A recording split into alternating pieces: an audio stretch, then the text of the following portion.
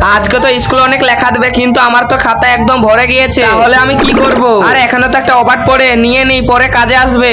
আরে এখনো তো স্যার আসেনি, এক কাজ করি এখানে বসে থাকি।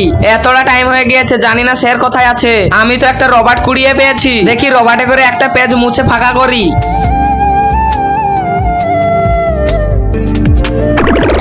আরে আমি এই রবারটা যখনই খাতায় মুছতে গেলাম তখনই খাতাটা একদম নতুন হয়ে গেল। আমার তো মনে হচ্ছে এই রবারটা জাদুর রবার, এবার মনে হয় আমার কোনো জিনিসই প্রয়োজন হবে না। তার আগে গাইস, এই অসহায় বাচ্চাটাকে দেখে কেই বা লাইক সাবস্ক্রাইব করবে? আমি জানি দুষ্টু বাচ্চারা লাইক সাবস্ক্রাইব করবে না, ভালো বাচ্চারা ভিডিওটা লাইক করে চ্যানেলটা সাবস্ক্রাইব করে দিবে। আমি তো জাদুর রবার পেয়ে গিয়েছি। আরে ভাই কি হয়েছে, এখানে কিসের জন্য বসে আছো? আরে ভাই আমার না একটা ঘড়ির অনেক শখ, কিন্তু একটা ঘড়ি কেনার সামর্থ্য আমার নেই, তাই আমি পেনে করে হাতে ঘড়ি রাখছি। আমার কাছে তো একটা জাদুর রবার আছে, ওই রবার্টে করে আমি পুরনো খাতা নতুন করে দিয়েছি। এ ঘড়ি কিনতে পারে না, দেখি রবার্টে করে জাদু করে ওকে একটা ঘড়ি এনে দিই। দেখি তো তোমার হাতটার সামনে।